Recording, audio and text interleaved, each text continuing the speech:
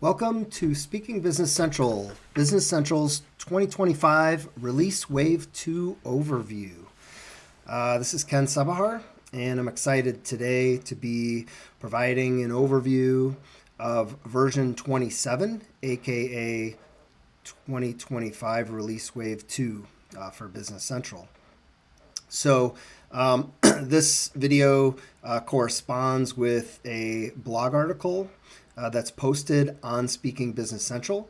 You may have found this video through the Speaking Business Central website, but just in case you didn't, maybe you found it directly through YouTube, just know that you can go to speakingbusinesscentral.com. If you go up to the blog articles, you'll see this article here, Business Central Release Wave 2 Overview, aka version 27. So I won't go ahead and read through the article here. I may reference it a little bit as we go throughout the presentation here. But what I wanted to start with is just a brief recap, as I recapped in the post here, that for about 6 years, I was the co-host of A Shot of Business Central and a Beer. The podcast, typically every time there was a new release that came out, my co-host Michael Introvartolo and I would furiously scurry for the latest release plan that came out, dive into all of the new features and functionality expected to come out, and then prepare to discuss all those new features and our feelings about those on the podcast. Since I'm not doing that podcast anymore, I thought I would provide a similar overview through a blog post in this video. Good news or bad news, depending on your perspective, is that this is a video, so you get to see my mug, whereas the podcast was audio only. Definitely on the downside, I don't have Michael here with me for us to bicker and banter back and forth, talking about different features and functionality and what we're most excited about. So I do have a couple changes that I'm going to be doing. Previously, what we did is we would talk about the new features, the new release that was coming out way ahead of time. You know, as soon as we knew what was coming up in the few months, we would start talking about it. Going forward, as this post is being released in December of 2025, I'm actually going to wait until the majority of companies have had the release wave applied to their production environment. So this 2025 Release Wave 2, scheduled to come out in October 2025, early December. Here we are. Most environments should have it. If you're a larger company or you schedule your updates to be applied and give yourself a chance to test out everything, you may not be on version 27 yet. But I think the vast majority of people probably are. As a matter of fact, you may already be running version 27.1, which had a noteworthy feature applied within that one. So how do you know what version you're running? So part of the benefit of this video here format is I can kind of walk you through some things here instead of just explaining it verbally. So now you have to be set up in Microsoft 365 as a Dynamics administrator. Otherwise, you won't have this access here. But up under your gear or settings button here, you'll see that I am an administrator. So I have the access to the Business Central Admin Center. So in here, I can open this up. I can see all my environments here. I can click on one of my environments here, and you can see that over here, my update, I'm currently running 27.1. And over here, 27.2 is scheduled to be released at some point. So that's a quick way for me to understand what version I'm actually running. Okay. So now, how do we find out what are all the new features that are available? So it's pretty simple. What I do is I just go to do a search here in my browser. Just type in Business Central 2025 Wave 2. And here you'll see overview of Dynamics 365 Business Central release from Microsoft Learn. So I click on there. And what this does is this page specifically here provides a lot of content, honestly. And here you can see there actually is an overview demo available. There's a lot of text content here. Good reading if you have time. Kind of provides Microsoft's perspective on the overview and where they're investing in the product and what different areas. Obviously, AI agents, Copilot agents are a big thing, a big part of these changes that Microsoft's working on. So that's noted here. And then it just keeps scrolling down, more and more content here. I'm going to come back here. I do want to point out here that there are some features that even if you're up to version 27.1, you might log in to Business Central and you don't see the features. You don't see the certain fields that are supposed to be there or the menu options or whatever it might be. That is because some of the features need to be enabled by yourselves through a feature called a function called feature management. So for example, let me go back into Business Central, and if I look at feature management here, if I can type. So this is a page inside of Business Central, and what you'll see is there are all of these features here that I do not yet have enabled. And there's a lot here. I can learn more about this feature. So use optimized text search in lists. I can learn more about it. I can see when is this feature going to be automatically enabled. All these features will eventually just be automatically enabled. So what Microsoft is trying to do is give you time here to review the new features, the new functionality, decide when you want to enable it. You can try it out. You can just click right here, enable for all users, and that will enable the feature. And then you can see here which features have been enabled and which ones are currently disabled. Definitely, if you don't see something, take a look here and see if this is. Now, why does Microsoft do this? Because some of these things might change the behavior of the system or change how data is stored or how users access certain things. So it's kind of like you don't want to disrupt the users as they're using the system, and all of a sudden one day they come in and something's different, right? So some of these features, especially for key areas, they want to make sure that you have control over when these things get implemented so that users can be aware so that you can prepare for it properly. Okay, so that's feature management. Okay. The other reason you might hear about a new feature and you don't see it in here and you're like, what the heck? I'm on to version 27. I'm on, right? I don't see it. Where is it? Well, that's because even though there may be a lot of new features deployed, they may not all be deployed initially with the original release. So let's go into this page here. And instead of looking at here, what I want to do is click on this button, check out the release plan. So from here, this shows me this detailed list of every feature that's going to be part of 2025 Release Wave 2. And of course, Microsoft categorize all of the new features. I'll show you the list of all the categories and how many new features are currently targeted for this release wave. And if we just look at Copilot and agents, this is one of the categories of new features.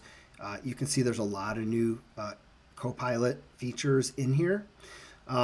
And the key thing you want to look at here is this general availability date. And the ones that have the green check mark with the date in it have automatically been deployed. So as long as you're on those versions, so October 1st would be 27.0, November 7th would be 27.1, right? So some of these features. And as an example, which we're going to come back to a little bit later, automate payables processes with the Payables Agent. This is an example of one that was part of 27.1, which was deployed probably to your environment sometime in November. You also see that a lot of these here don't have a date. That means these are not yet deployed. These are not yet available. You can see here the target date for when they may be available, when Microsoft thinks they might be available. And if you go down here, for example, print IRS 1099 forms in bulk in the US, that is scheduled for general availability in January of 2026. So this is pretty important here. Now this is great. I love this is the go-to place if you want to look at what are all the detailed new features and functionality that's out there. If I click on any one of these, again, let's pick on the automate payables processes with the payables agent. If I click on this, I see much more information about this and what's available, some additional resources, maybe an overview document. There could be even screenshots with some specific details about it on this page. So you want to definitely bookmark this page here, what's new and planned for Dynamics 365 Business Central. Now, if you go to my blog post on Speaking Business Central, let's go back to here. And what I did was I listed how many new features are available within each of these categories. So these are the different categories that Microsoft comes up with. As I noted in the article, I wish Microsoft would keep these categories consistent from release wave to release wave, but they do not. There are some that are always the same. There's always a development. There's always a country and regional. There's always a user experience. There's almost always recently been a Copilot and agents. But there's now, supply chain management is broken out specifically from financial management, which is broken out specifically from reporting and data analysis. So, it evolves over time. And overall, I guess these categories are useful for understanding where Microsoft is making investments in the product. So what you see here is there are a total of currently, as of December 2025, there are 104 new features that are part of the 2025 Release Wave 2. And you can kind of see how many, like heavy emphasis, obviously, on Copilot. There's 16 new features. Sustainability management, actually 19 new features listed. And we'll walk through all of these in a moment, but this is good. We talked about the timing and availability and how to see what's where, the feature management page. So let's go ahead back to this list here. Now let's go through this list here. The first thing I want to point out is that what you're going to find is that not all new features that are included on this list are created equally. Some of them are very minor. Many of them will not be applicable for you and your business based on your region, location, or what features and modules you're using inside Business Central, right? Some of them are really small, minor features that do relate to you. Some of them are very significant. And just by looking at these feature descriptions, you may or may not really be able to capture the significance and importance of each of these new features. So let's start off here and let's go through the list of categories here. I'll kind of give you a quick overview and some of the highlights from my perspective on what I think the key features are here. So let's start with Copilot and agents. As you saw, there's a long list here. I will tell you that a lot of these are repeats from previous versions. Or they're just enhancing it. So use enhanced chat with Copilot. Well, this was there previously. I'm sure they improved it. They souped it up. Maybe they added something new. If you want to see exactly what's new, you can open it up and you can see, well, now you can resize the Copilot pane. There's faster performance, increased reliability, and it supports 20 more languages.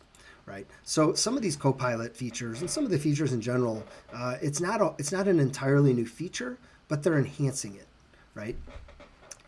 Versus this one here, which I already talked about, automate payables using the payables agent. This is significant, right?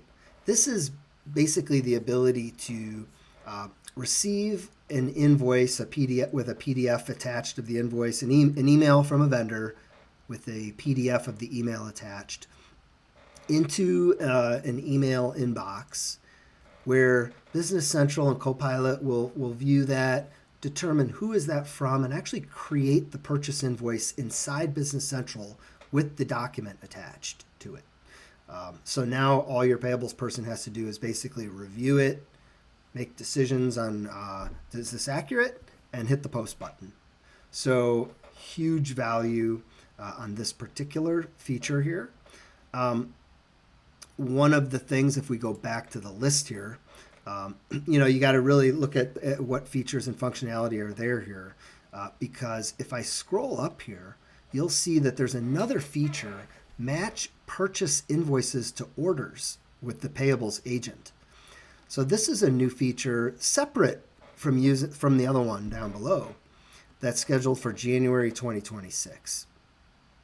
Now, what this is if you have a purchase order and you have received an item quantity against a purchase order line, and now you want to use the payables agent to match the invoice to that purchase order receipt.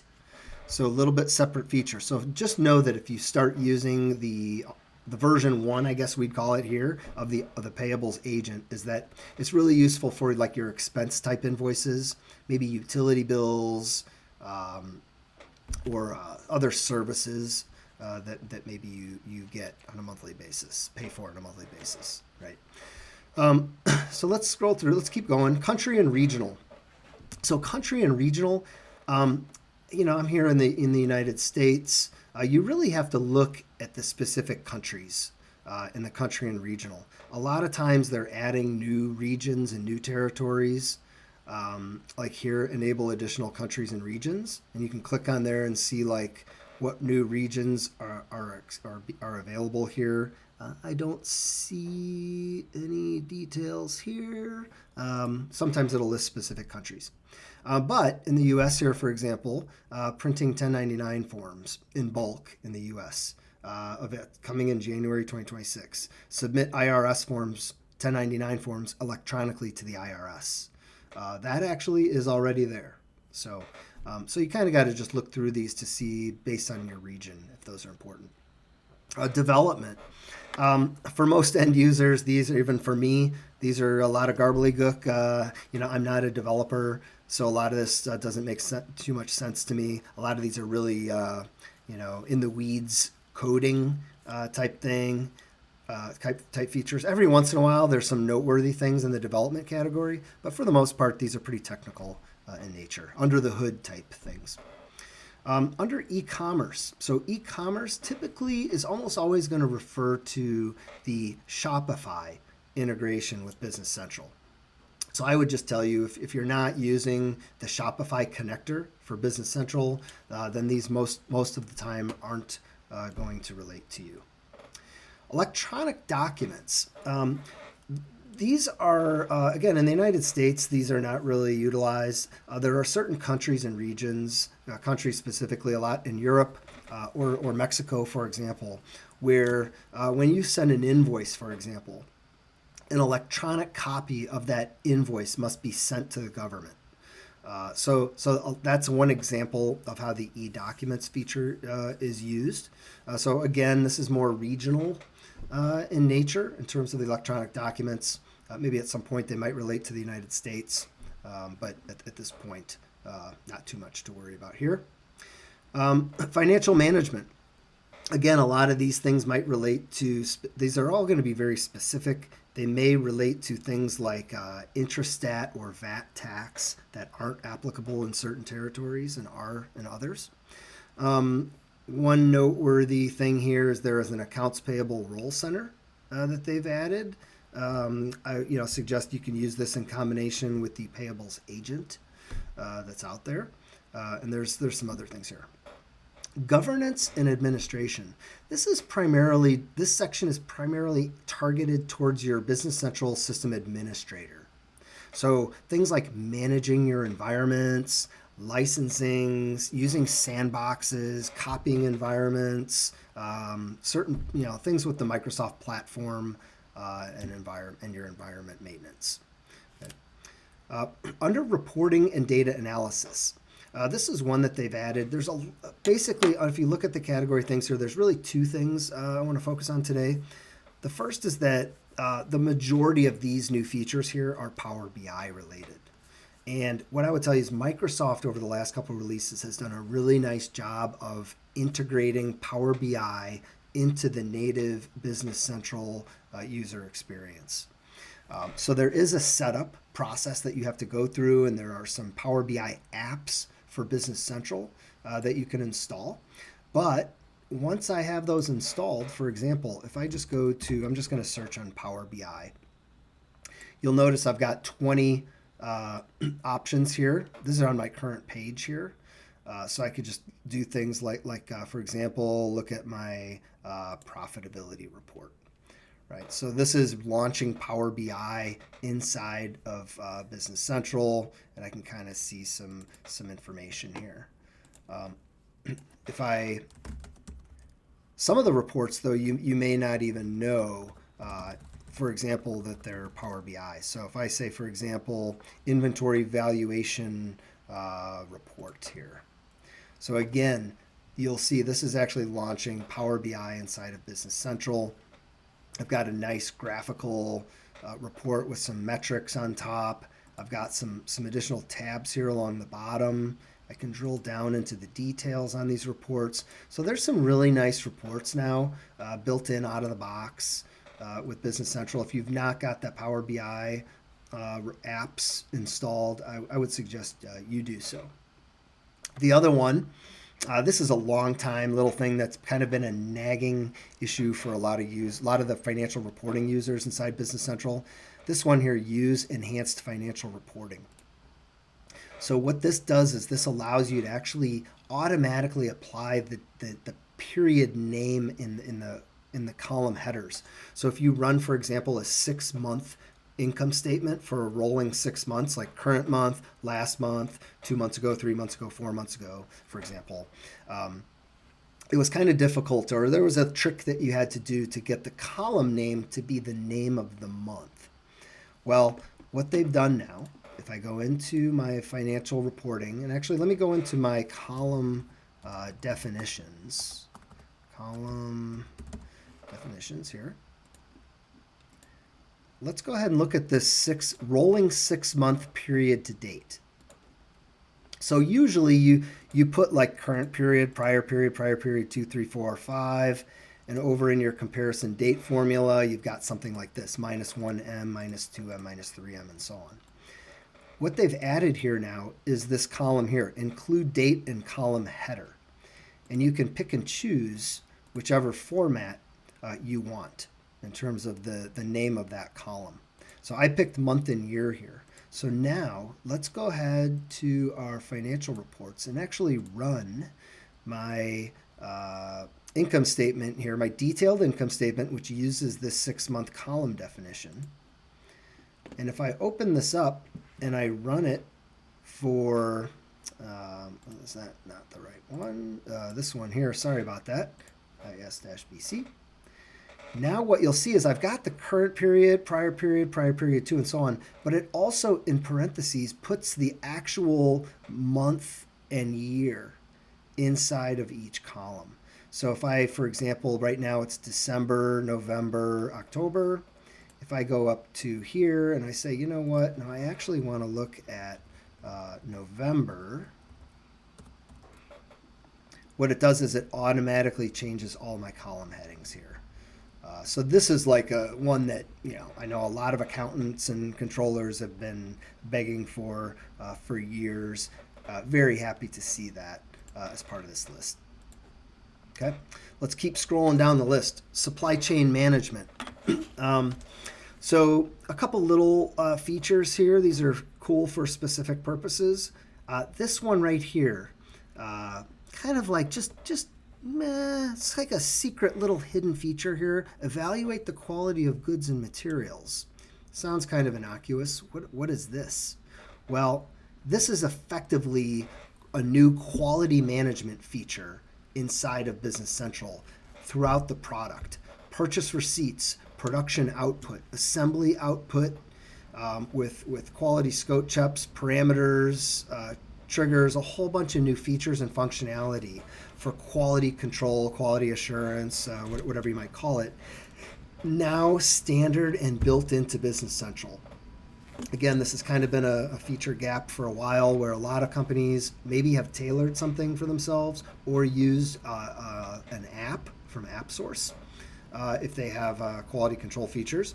Now, this one, if I scroll up here, you'll see that this is only currently just available for public preview, and it is not going to be available for general availability and scheduled for February 2026. So I wish I could show you some of that right now. I don't have it. It's not available in my environment. But I'm cautiously optimistic about this. Usually when Microsoft releases a new feature like this that's got kind of like a whole bunch of robust functionality to it, we got to see, how did they build it? How did they design it? How easy is it to set up and to use for a typical end user? So we'll probably have more content coming up in the next quarter for this. But this is a huge new feature here on the list. But again, it just shows up as one of 104 new features on this list. Getting towards the end here, wrapping it up here, we've got sustainability management, and again, this is huge in Europe, I know. For the small to mid-market in the United States, except if you're maybe in a specific industry, this is very lightly used. So this basically allows you to track your carbon credits and report on your carbon footprint.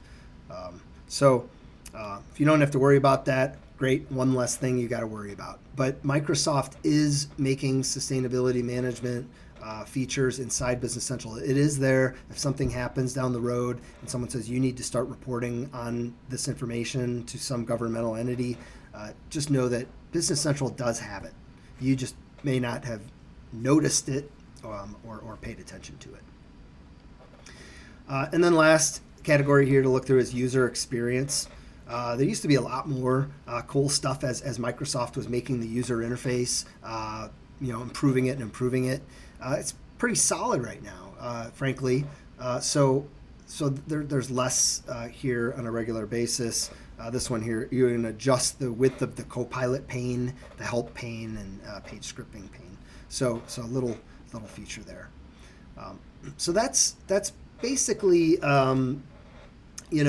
So to kind of summarize here again for my blog post here. So let's say you take away nothing except this right here from the release. The top 4 new features that you need to pay attention to for 2025 Release Wave 2. Number 1, the Payables Agent that is now available with version 27.1. 2, coming soon, quality control, built-in and standard feature of Business Central.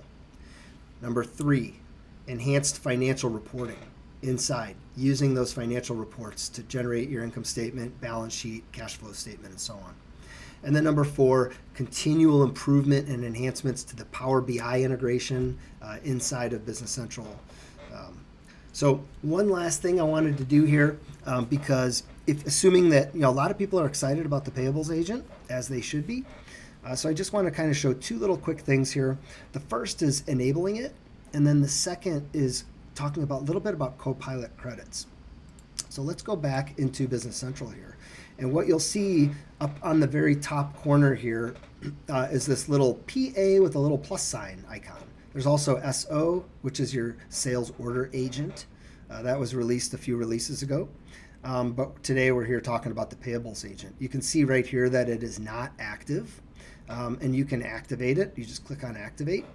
And it kind of walks you through what you need to do here. So you can mark it as active. You need to have an email account now and turn it on to monitor. Now there's kind of 2 things here. 1, let's say you're not quite ready to just have all of your vendors sending their emails right to the Payables Agent to process. You'd rather check it out slowly with your team. Well, my recommendation is create a new email account. Call it Payables Agent at yourcompany.com. And then have your accounting team, your payables team, when they see an invoice come in, if they want to run it through the payables agent to see what happens, have them forward that email to that email account. And then it will process it through there. The second thing right here, important note here, by enabling the payables agent, you understand your organization may be billed for its use. So all of the Copilot features that Microsoft has been building into Business Central for the past couple of years have all just been included with your subscription user license. The agents are a little bit different. The agents are not just included with your subscription. There are also credits that need to be used to process each transaction. So the idea is the greater volume of activity that you have in terms of payables invoices that you're processing, the more it's going to cost you. If you only do a few invoices, you're only going to pay a teeny bit. If you do 1,000 invoices or more, you're going to pay more each month. The question everyone always says is, how is that determined? What is the price?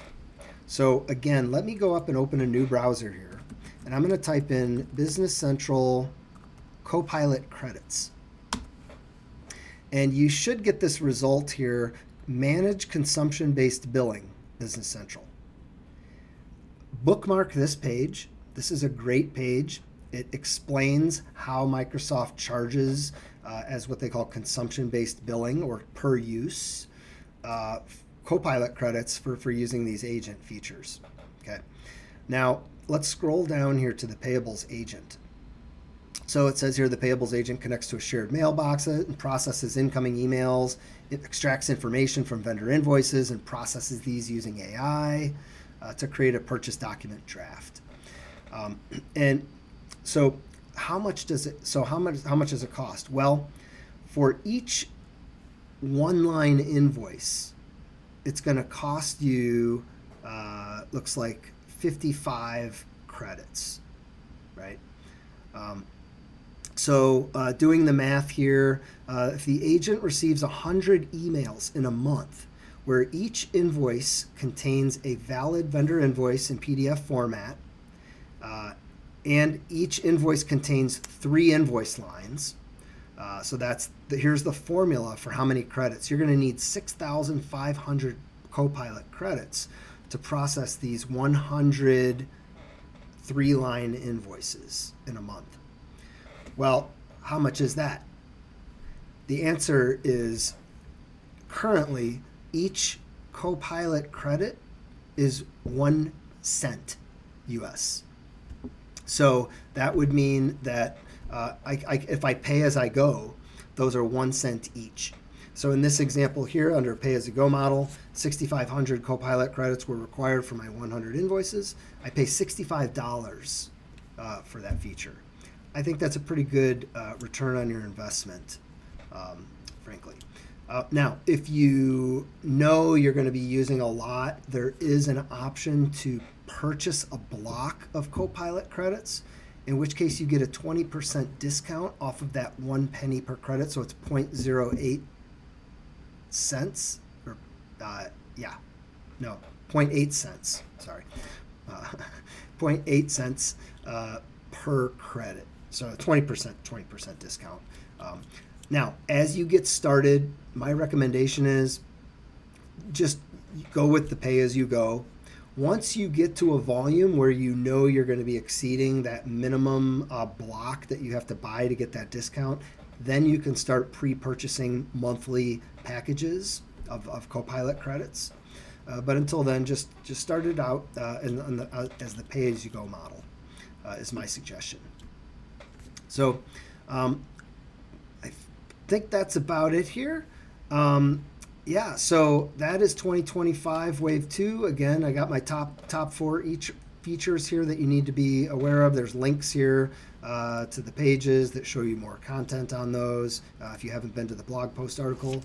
Hope you enjoyed this presentation. I know I had a good time. Thank you. Enjoy 2025 Release Wave 2.